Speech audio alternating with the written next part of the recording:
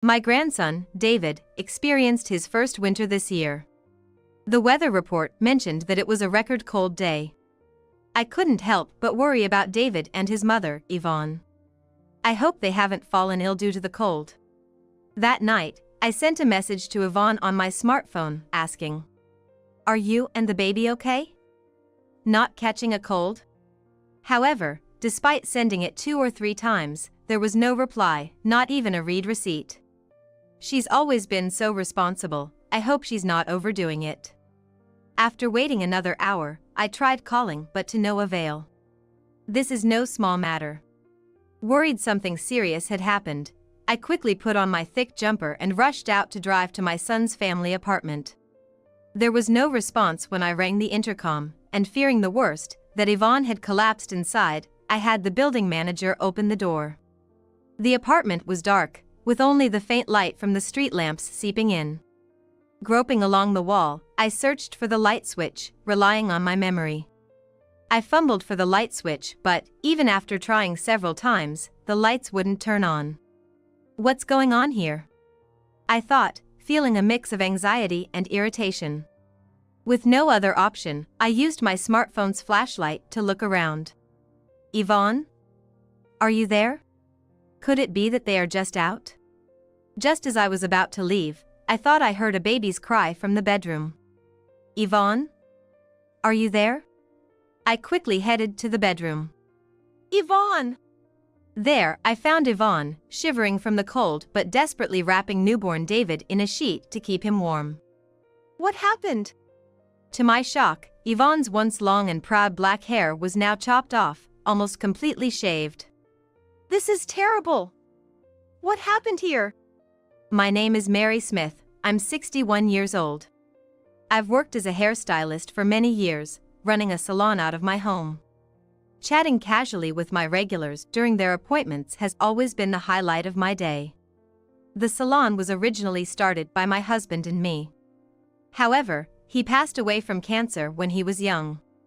Not long after our son, Harry, was born. Despite the challenges, I raised Harry single-handedly. But Harry didn't make it easy. He often skipped school and got into trouble when he did attend. After graduating high school, he didn't continue his education and instead spent his days hanging out in town.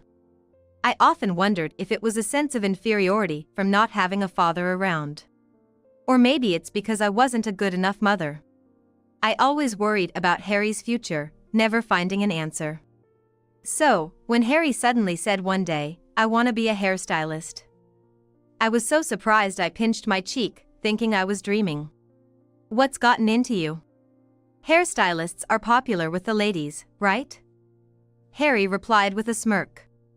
Guess kids do grow up watching their parents, huh?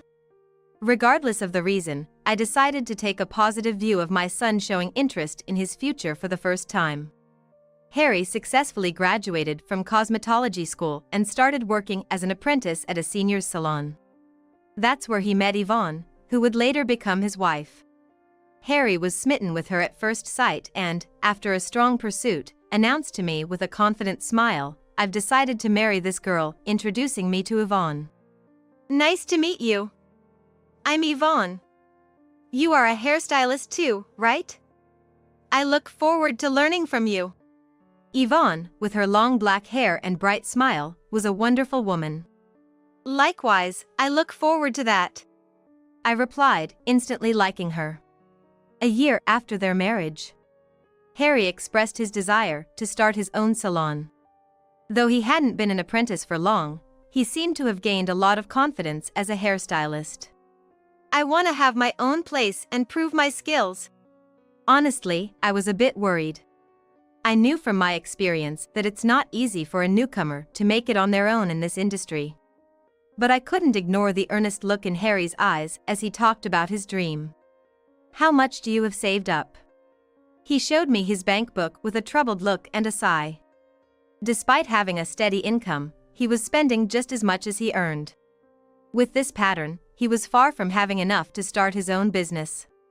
Harry had been squandering most of his earnings on leisure. Perhaps I should have advised him to give up then. But I smiled and said, "Don't worry about the money. indulging his whim. Maybe it was my way of making up for the loneliness of growing up without a father. Truth be told, I hadn't touched the life insurance money left by my late husband. It's for Harry. You'd forgive me, right? I whispered to my husband's portrait. One of my regulars was knowledgeable in real estate, so I consulted with her. That place would be perfect. It was a property that had been used as a barbershop until half a year ago, but the owner had retired due to old age. The location wasn't bad, and she thought it might be just right for Harry's new start. During the renovation, one of my regulars said, "Use my husband, he just lazes around the house on his days off anyway." Another chimed in, "My son's studying architecture in college and is home for the summer break. He can help out too, get some hands-on experience."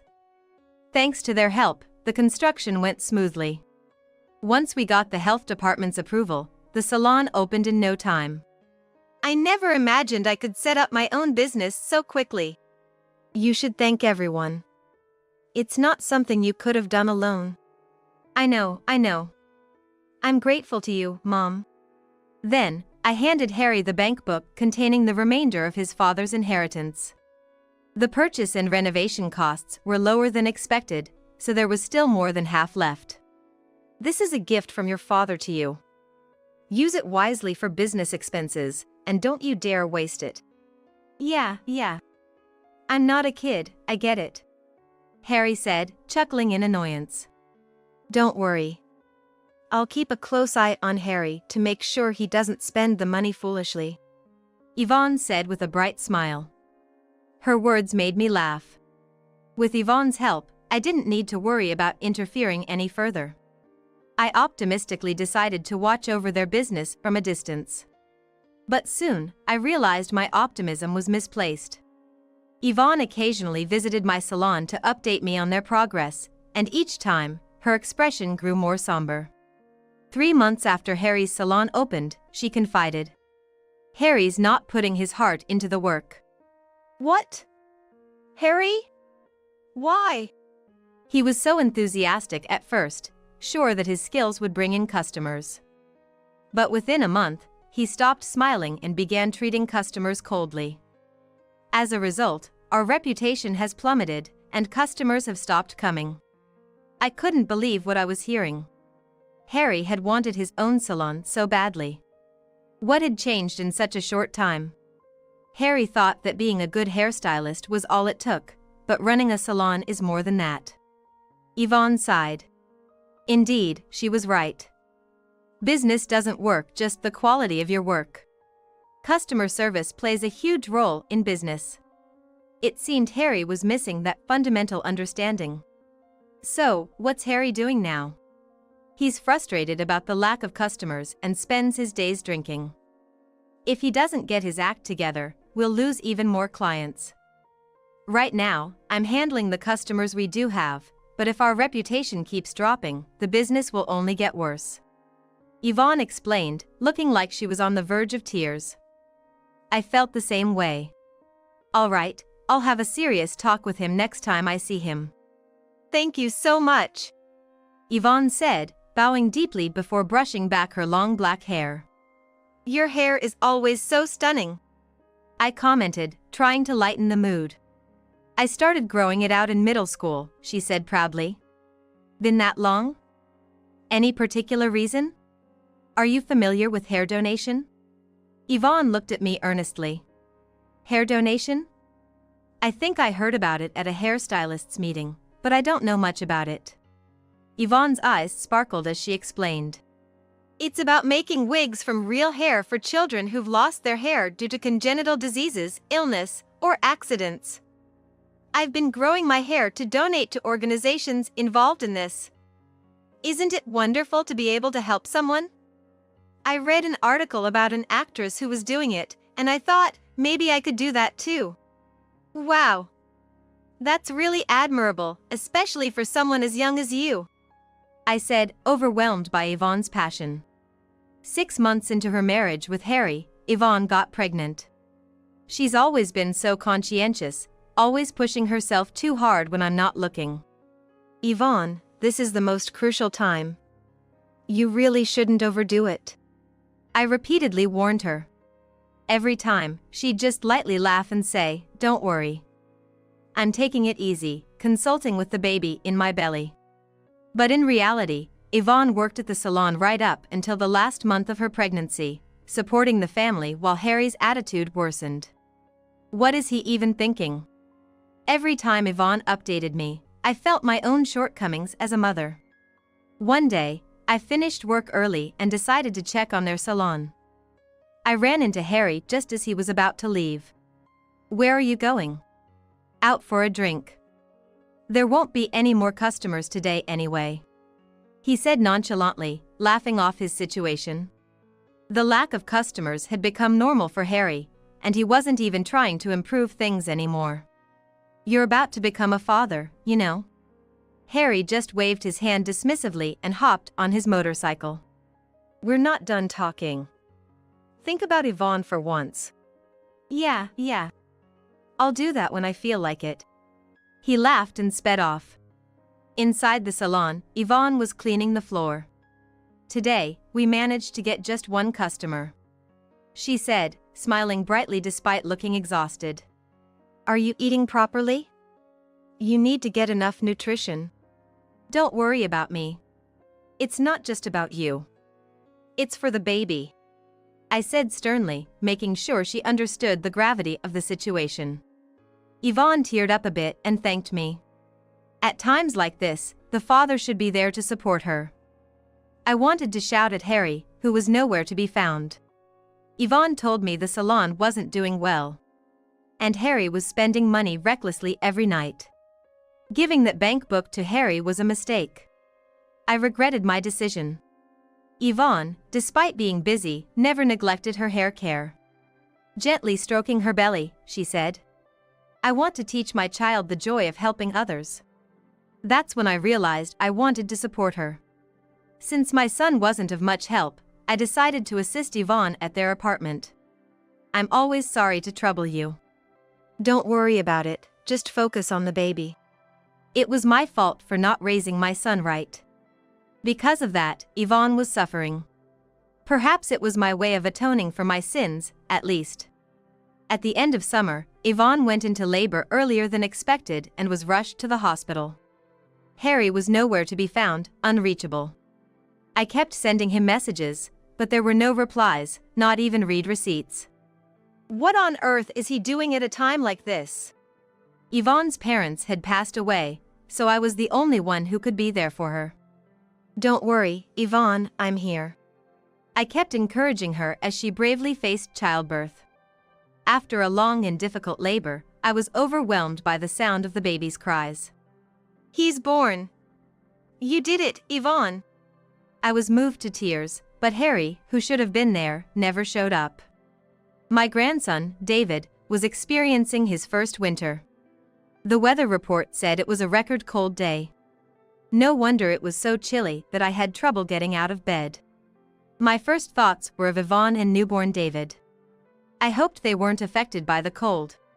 Worried, I sent a message to Yvonne that night. "Are you and the baby okay? Haven't caught a cold?" But even after sending 2 or 3 messages, there was no response, not even a read receipt. I was concerned that Yvonne might be too ill to move. She's always been so responsible. I hope she's not overdoing it.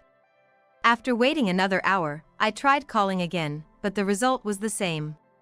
Something's not right. Without a second thought, I put on my thick jumper and rushed out to their apartment. When I arrived, the place was engulfed in darkness. It's not uncommon for families to travel abroad during the holidays, but I hadn't heard anything about a trip from Yvonne and Harry, and they likely couldn't afford it anyway. I rang the intercom, but there was no response. Fearing Yvonne might have collapsed, I immediately asked the building manager to open the door. "I'll wait outside. Please let me know if there's anything," I told the manager before stepping inside. The apartment was dark, the only light coming from the street lamps outside. I remembered the light switch was right by the entrance. Relying on my memory, I groped for the light switch on the wall. But no matter how many times I flipped it on and off, the lights didn't respond at all. What's going on here? I thought, feeling a mixture of anxiety and irritation.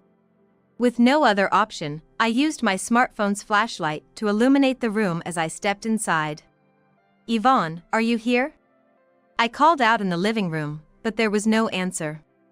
Maybe they had just gone out. Just as I was about to leave, I thought I heard a faint cry of a baby from the bedroom. Yvonne? Are you in there? I quickly headed toward the sound. Yvonne! There was Yvonne, shivering from the cold, desperately wrapping newborn David in a sheet to keep him warm. What happened here? When I shone the light on her, I was shocked to see that her once long, proud black hair had been roughly cut off, almost to the scalp. Her eyes, red and swollen from crying, looked at me helplessly. This is terrible. How did this happen? I took off my jumper and draped it over Yvonne. It's okay now. Just tell me what happened, as much as you can. Yvonne began to speak slowly. She said that Harry had continued his daily escapades even after David was born. Eventually, they couldn't pay the electric bill anymore, and Yvonne, unable to tolerate it any longer, scolded Harry. She had just wanted him to be more responsible as a father. But her pleas fell on deaf ears. In a fit of rage, Harry grabbed a pair of practice hair-cutting scissors and started cutting off Yvonne's hair. At first, Yvonne tried to resist, saying stop it. But fearing any further resistance might accidentally harm David, she stopped resisting. Harry laughed mockingly, saying, "Now you won't be able to show your face in public." I was speechless at my son's cruel actions. Why didn't you tell me it had gotten this bad? I'm sorry, Mom. I'm so sorry. Yvonne apologized, blaming herself again. No, Yvonne, it's not your fault. You're not the one to blame here. It's Harry. You did nothing wrong. I knew Yvonne hadn't confided in me because she didn't want to worry me. I hugged her tightly, tears streaming down my face.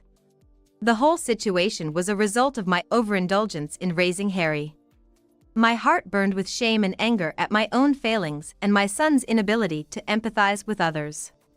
Taking a deep breath, I called Harry. Hey, Mom. Long time no talk. What's up, calling all of a sudden? Just wanted to hear your voice. How's everything over there? Are Yvonne and David doing okay? Of course, everyone's fine and doing well. I've been calling home, but no one's picking up. Where are you now? There was a brief pause in his voice, as if he was concocting an excuse. Actually, we're a family of 3 in Hawaii. We'll be back next week. Hawaii, huh? That sounds nice. I responded, though I knew he was blatantly lying to me. What had I been doing all these years, taking care of Harry? After losing my husband at a young age, I worked non-stop as a hairstylist. It was all to raise Harry into a respectable person. When he expressed a desire to become an independent hairstylist, I fulfilled his wish without hesitation. Yet, Harry carelessly squandered the inheritance his father left, using it for his own pleasures. And even treating his wife and child cruelly. My expectations for Harry turned into profound disappointment. What would you like as a souvenir? I'll bring you something nice. Anything's fine. You're coming back next week, right? Safe and sound. Hey, Mom? You sound a bit off. Is something wrong? Mom? Harry seemed to sense something, but I ended the call without responding. I informed the building manager waiting outside of my plans and decided to take Yvonne and David back to my house. Then, I started making calls to every place I could think of. A week later, Harry called me, cheerfully announcing that he had just landed at the airport. I'm back, Mom. And I've got souvenirs for you, he said, pretending to be the caring son. But my heart was no longer deceived by his act. That's nice to hear. I replied in a flat tone, though Harry didn't seem to notice anything unusual. About an hour later, a taxi pulled up in front of the apartment. Harry, clearly having enjoyed his solo trip to Hawaii, with distinct tan lines from sunglasses around his eyes, unloaded a bunch of luggage from the trunk. He took out his keys, expecting to enter the apartment where his wife and son should be waiting. He must have thought that once he inserted and turned the key, the door would open immediately. However, no matter how many times he tried, the key wouldn't fit the lock. "What's going on here?" he exclaimed in frustration. I approached him quietly from behind and asked with a smile, "Did you enjoy your trip to Hawaii?" though my heart was boiling with anger. "Mom, you're here?" Harry said, relieved to see me, misunderstanding the situation. "Listen, Mom. I just got back and tried to enter the house, but the key won't fit. It must be Yvonne's prank, punishing me for going on a trip alone." He tried to paint himself as the victim, blaming Yvonne. Leaving Yvonne, who just gave birth, and newborn David behind, what were you doing? I told you, I was in Hawaii with my family. Didn't you just say you went on the trip alone? I pointed out the contradiction. Harry was at a loss for words. You really had the nerve to lie about taking a family trip to Hawaii? Yvonne was here, with the electricity cut off, shivering in the cold, holding David close to protect him. And to think, she cherished her long hair, and you just cut it off mercilessly. Don't you feel any remorse as a human being? I guess I messed up there. But right now, I just want to get inside the house. It's freezing in Japan. Harry replied, rubbing his arms theatrically, showing no sign of remorse. The cold Yvonne and David endured is nothing compared to this. Plus, you no longer have a home here. I've already cancelled the lease on the apartment. It's time you find your own place to live.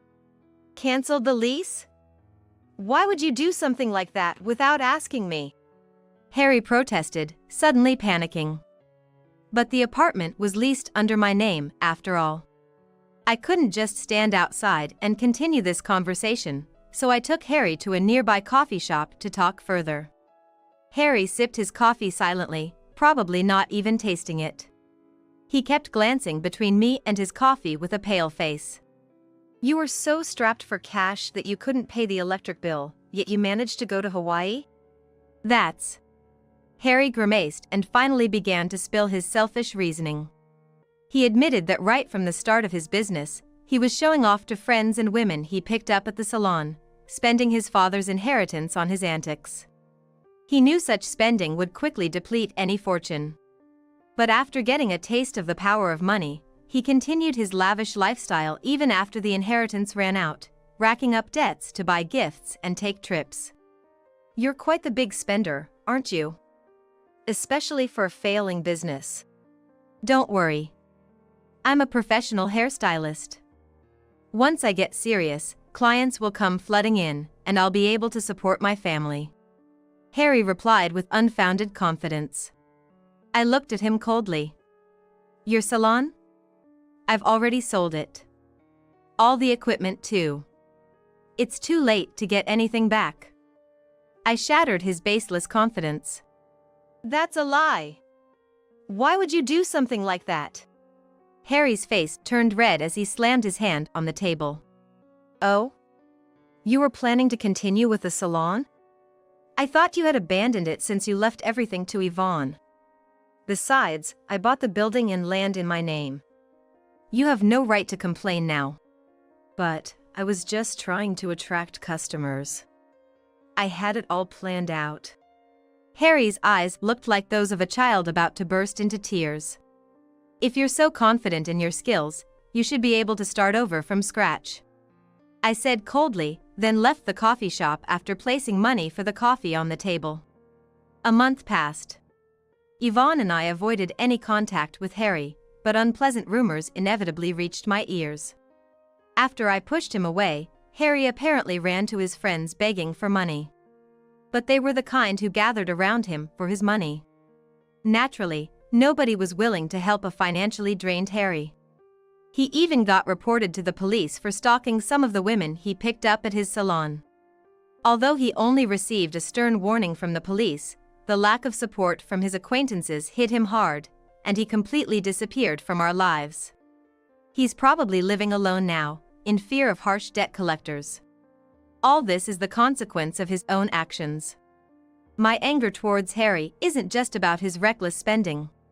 What's unforgivable is how he neglected Yvonne and David, pushing them into hardship.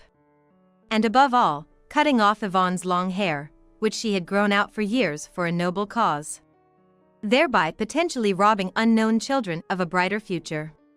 As a fellow hairstylist, I could never forgive Harry's actions. It will take a long time for Harry to truly understand the emotional pain Yvonne has endured. Yvonne herself never speaks of her hurt, but it's clear she's not unscathed. She appears to be keeping her feelings bottled up, probably not wanting to worry me. Wanting to do something to help, I reached out to my hairstylist friends and had a special wig made for Yvonne. It won't make up for my son's wrongs, but please use this. Thank you, Mom, Yvonne said with a smile, though tears were streaming down her cheeks. Using my aching back as an excuse, I asked Yvonne to help out at the salon. She threw herself into the work, seemingly trying to forget her emotional scars. "Hello, David," a regular greeted, and David in his cradle burst into giggles. Now, some customers even come to the salon just to see him. He's like a little mascot, a baby that brings in good fortune. Yvonne, regaining her strength both physically and emotionally, has started the process of divorcing Harry. Seeing Yvonne smile makes us all feel like we've shed 20 years. But it's true, Yvonne and David have brightened up the salon considerably. Attracted by Yvonne's cheerful atmosphere, more and more mothers with young children have become regulars. "Let's have a great day today." "Hi, how are you?" Now, the salon is filled with smiles again. In a quiet corner, David is peacefully sleeping, his cute little snores filling the air.